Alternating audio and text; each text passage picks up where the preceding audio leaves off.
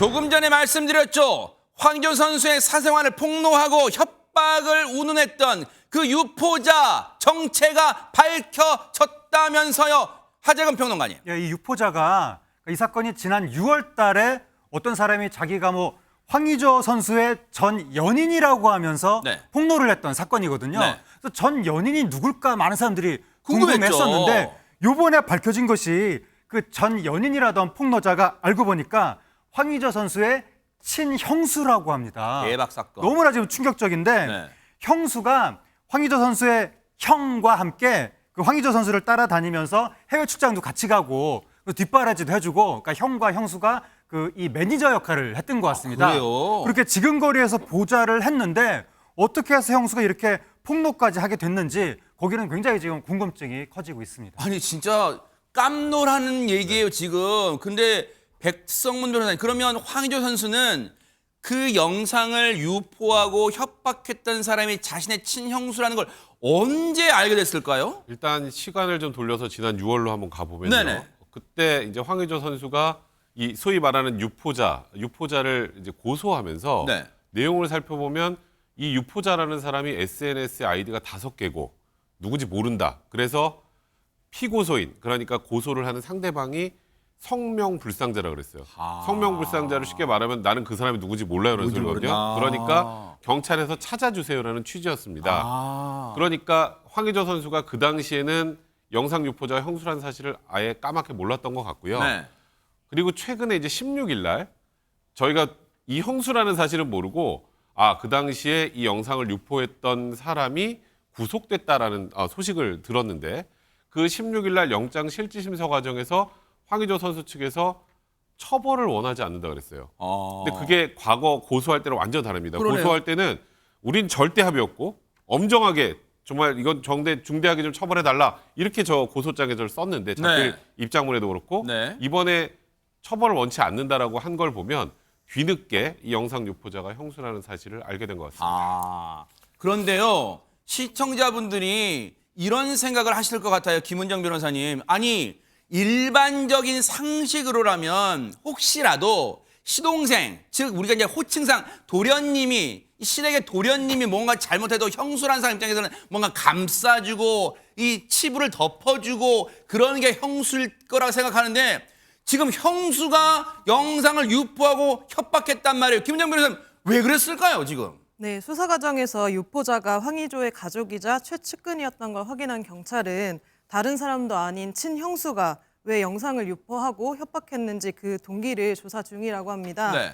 황희조 측에선 지난 2023년 5월 7일 이후 지속적인 협박에 시달렸고, 협박범의 사생활 영상 유출 이후 동일인인지는 확인할 수 없는 자에 의해서 무차별적인 유포와 금전 요구가 있었다고 하는데요. 네. 하지만 그 금전적 요구가 형수와의 문제인지는 아직 밝혀진 바가 없다고 합니다. 근데 보세요. 지금 이제 이 대목에서 우리가 이제 차근차근 앞으로 경찰 수사 과정에서 이제 밝혀내겠지만, 김묘성 기자님 보세요. 애초에 황희조 선수가 휴대폰을 잃어버렸다고 밝힌 시점은 지난해 11월쯤 자신의 소속 구단 라커룸, 옷 갈아입는 그런 데 있잖아요. 라커룸에서 잃어버렸다 했는데 보세요. 협박에 시달린 것은 올해 5월 7일 이후 지속적인 협박에 시달렸다. 그러면 근데 시차가 한 6개월 정도 있어요. 그 사이에 그러면 이 휴대전화를 훔친 사람도 형수인지 그건 아직 모르는 거예요. 단언할 수는 없는 거예요. 그런데 그러면 그리스에서 애초에 휴대전화 분실됐는데 그걸 놓고 김묘성 기자님, 황희조 선수 휴대전화 놓고 황희조 선수와 형수 간에 뭐 입장 차이가 있을 것 같은데 뭐라고 주장을 하고 있을까요? 네, 이제 많이 말씀해 주셨는데 일단 이 형수라고 지금은 밝혀진 유포자가 어떻게 사적인 영상을 습득을 했고 어떻게 유포가 됐는지, 유포를 시켰는지 그 과정에 있어서 지금 말이 많이 다른 것입니다. 형수와 황희조 선수의 입장이 좀 많이 다른데 네. 일단 알려진 배경을 보면요. 피해자가 있잖아요. 피해자의 법률 대리인이 유포자의 구속 심사 전 그 신문 과정에서 함께 있었던 거예요. 그때 들었던 이야기, 봤던 이야기들을 옮기는 과정에서 이렇게 알려지게 된 건데요. 황희조 선수의 입장은 이랬다고 합니다. 지난해 11월에 그리스에서 휴대전화를 분실했다라고 주장을 한 거예요. 그런데 말씀하신 것처럼 역시 영상 유포자는 형수의 입장은 다릅니다. 황의조한테 직접 건네받았다라고 주장을 하고 있는 거예요. 근데 또 황의조 선수의 입장이 또 다른 부분이 뭐냐면 있어요? 네. 영상 유포자가 휴대전화를 훔쳐간 것은 또 아니다. 약간 이런 입장이 있어가지고 많이 헷갈리기도 하고 뒤죽박죽 섞이기도 하는데 좀 더 지켜봐야 될 것 같습니다. 지금 우리가 주목하는 부분이 물론 다시 말씀드리지만 경찰 수사 과정에서 명명백백하게 밝혀내겠지만 두 사람 사이, 즉 여기서 두 사람은요 이제 새로운 국면이에요. 황의조와 황의조의 형수란 사람 두 사람 사이에 이제 새로운 국면, 뭔가 일이 있는 것 같아요. 왜냐하면 보세요, 지금 황의조 선수는 휴대폰을 잃어버렸다고 얘기하지만 지난해 11월 라크롬에서, 그런데 형수란 사람은 백성우 사님 네. 건네받았다. 황의조한테 내 시동생한테 건네받았다 이러고 있어요 지금. 사실 이 부분이 굉장히 이제 이상하고 좀 미스테리한 건데요. 만약에 황의조 선수가 휴대전화를 형수에게 그냥 건넸고 그 이후에 사라졌다면 제일 먼저 의심할 사람이 누굴까요? 형수죠. 그러네요. 근데 그때 의심을 하지 못했던 것 같아요. 지금으로 봐서는. 아하. 그러니까 그 이후에 어떤 과정을 거쳐서 이렇게 영상이 올라오게 됐고 했는지는 저희가 좀 정확하게 확인이 좀 어렵고 네. 그거는 정말 말 그대로 수사 과정을 조금 더 지켜봐야 될 것 같고 일단 구속이 돼서 수사를 받고 있으니까 네. 가장 중요한 부분은 어찌 보면 동기인 것 같아요. 그러니까 사실 형수가 사실상의 형과 함께 황의조 선수의 매니저 역할을 하면서 지금 그리스에 뛸 때도 그렇고 같이 다녔던 거 아니에요. 매니저 역할을 하면서. 어허. 어떤 갈등이 생겼길래 이제 이런 일이 벌어지게 된 건지 그걸 정확하게 확인하는 것이 어쩌보면 이 사건 수사의 핵심이 될 것 같습니다. 네. 지금까지는 지금 새로운 국면, 새롭게 튀어나온 인물 수사 과정에서 바로 황의조 선수의 형수란 사람과 황의조 선수 간의 어떤 입장차, 여기 일단 주목을 해봤어요. 이제부터는 이제 잘 들어보세요. 이제 영상 유포로 인한 피해자가 있을 거 아니에요. 지금 피해 여성분, 그 황의조 선수의 엇갈린 입장을 이제 조목조목 짚어볼게요. 먼저 전현 평론가님. 자, 피의자, 지금 황의조 선수는 피의자 신분이에요. 지금 혐의를 받고 있단 말이에요. 그리고 영상 유포로 인한 피해자 간의 공방도 지금 뜨겁잖아요. 그렇습니다. 여러 가지 측면에서 양측의 입장이 완전히 엇갈리고 있습니다. 가장 핵심적인 쟁점 중에 하나가 불법 촬영이냐 아니냐의 여부일 수 있겠는데, 자, 황의조 선수 쪽 입장은 뭐냐? 이거는 연인 사이에 합의된 촬영이었다는 겁니다. 그리고 뭐라고 주장하고 있냐? 네. 소지하고 있지도 않고 유출된 사실이 없다라고 하니까 네. 피의자 측은 완전히 반대되는 주장을 하고 있습니다. 무슨 말이냐? 동의하지 않았다. 네. 동의 없이 촬영된 거고 네. 계속 삭제를 요구했다라는 겁니다. 네. 그런데 공방이 여기서 끝나지 않았고요. 황의조 선수 측 다시 입장문을 냈습니다.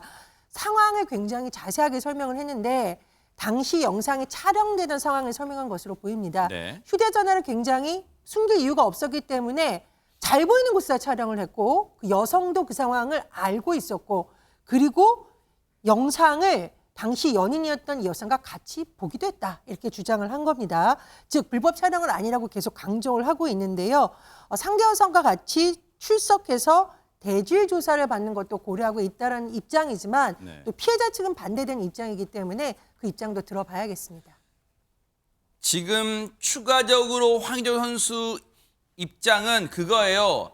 어제보다도 더 구체적으로 당시 상황을 묘사한 거 지금 전현 평론가 말씀하셨지만 당시에 휴대전화를 숨긴 그런 차원이 아니라 대놓고 거의 쉽게 말하면 그 피해자라는 그 여성도 당시에 찍는 걸 알고 있었다는 거예요. 그런데 굳이 그게 무슨 불법 촬영이냐 그런 얘기를 하고 있는데 지금 김은정 변호사님이 이제 이 성범죄 관련 수사를 전문으로 많이 하신 걸로 들었어요. 그럼 보세요. 이 과정에서 지금 황의조 선수는 여성이 지금 이 주장대로라면 거짓말을 하고 있다. 사실과 다르다는 말을 하고 있다. 지금 이 점을 강조하는 걸까? 지금 어떻게 봐야 됩니까? 이 부분은.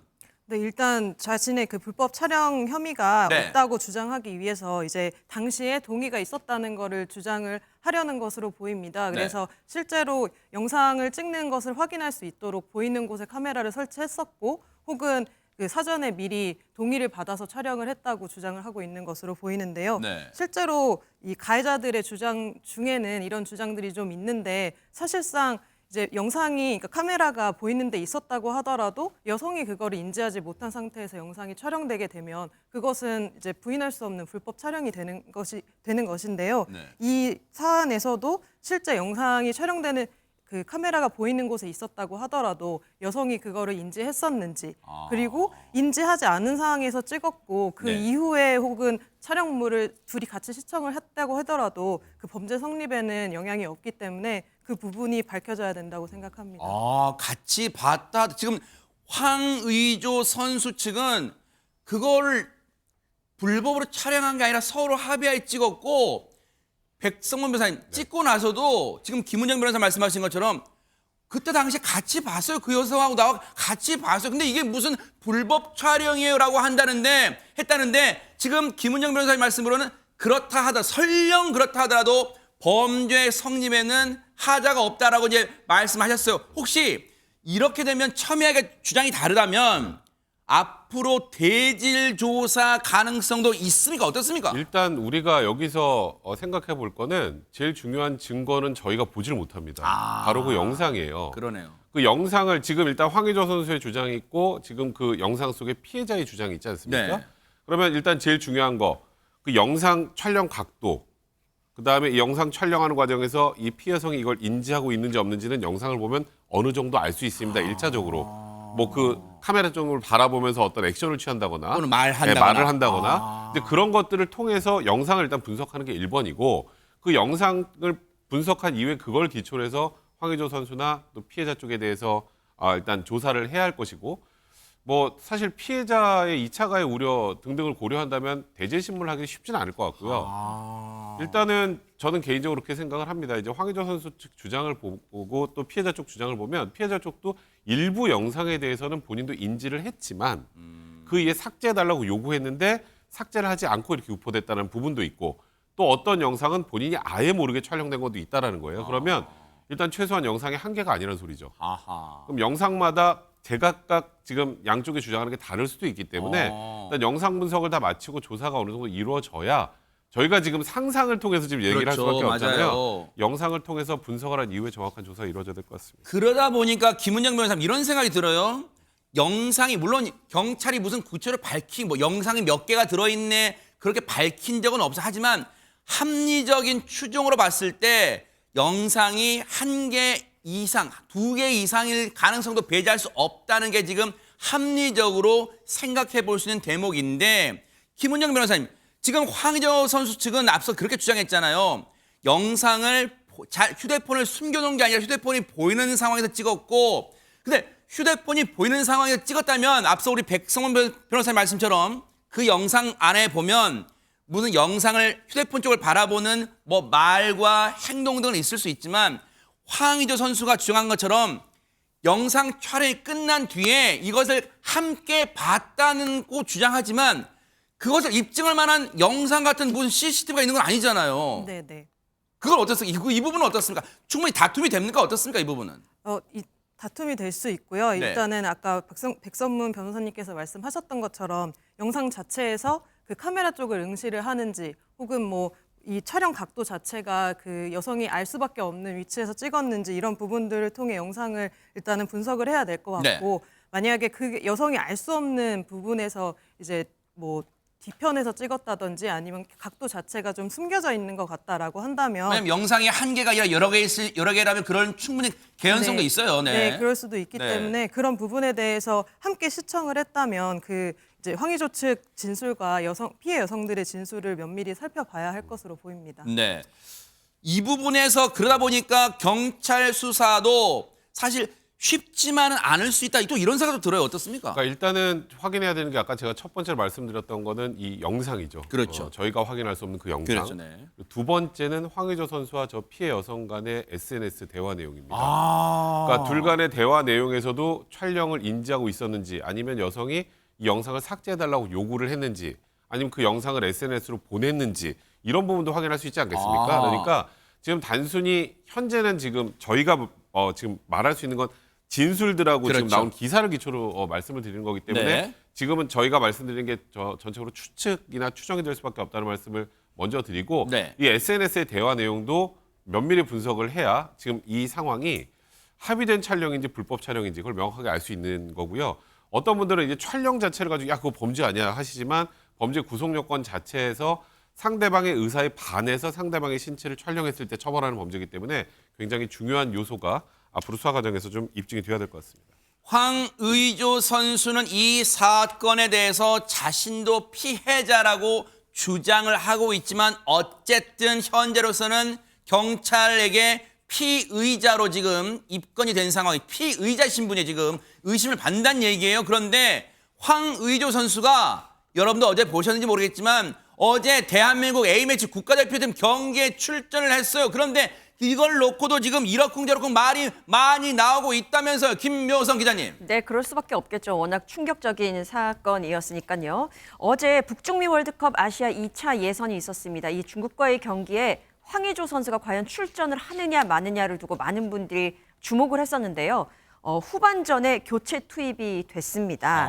이것을 두고 갑론을박이 좀 벌어졌어요. 일단 반대하는 입장에서는 일단 피의자 신분인데 어떻게 국가대표로서 저렇게 활약을 할 수 있느냐, 뛸 수 있느냐라고 불만을 가지신 분들도 있었고 성범죄 혐의자, 피의자를 출전시키는 것은 맞지 않다라는 의견도 있었습니다. 그리고 국가대표가 장난이냐 뭐 이런 분노의 의견도 있었고요. 하지만 반면에 황의조 선수 무죄 추정의 원칙으로 아직 무죄이다. 이런 법적인 보호는 받아야 된다. 무죄 추정의 원칙은 기본 아니냐라는 의견도 있었습니다. 그리고 수사 결과가 나오면 그때 판단해도 늦지 않았다라는 의견도 있는 상태입니다.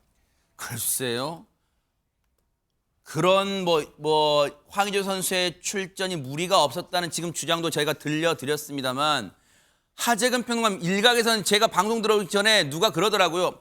아니 그렇더라도 무죄 추정 원칙 좋다. 하지만 그 당시가 꼭 황의조라는 선수가 그렇게 필요한 시점이었나? 우리가 이기고 있던 경기인데 그렇게 황의조 선수를 출전시킬 만큼 긴박했나? 감독 클린스만 감독은 뭐라고 합니까 여기에 대해서? 네, 클린스만 감독이 여기에 대해서 말을 했는데요. 네. 뭐라고 그랬냐면 논란이 있는 것을 인지하고 있다. 그런데 무엇인가 결과가 명확히 나오기 전까지는 그냥 그 선수가 기량을 발휘하도록 하는 게 지도자의 역할인 것 같다. 이렇게 이야기를 한 거예요. 네. 그러니까 혐의가 사실로 뭔가 좀 확인이 되기 전까지는 나는 그냥 황의조 선수를 선수로만 대하겠다. 그렇게 이야기를 한 것 같습니다.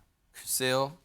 뭐 감독으로서 고충도 있었겠지만 저 출전을 시켰던 행위가 그 감독으로서의 행동이 과연 어떻게 축구 팬들에게 받아들여질지 일단 차분하게 지켜보도록 하고 수사 결과는 눈 부릅뜨고 따라붙어 보도록 하겠습니다.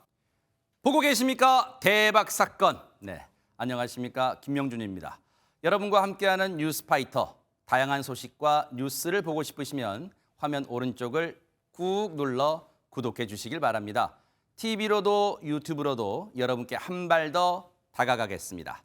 MBN 뉴스와 뉴스파이터를 사랑해 주셔서 고맙습니다.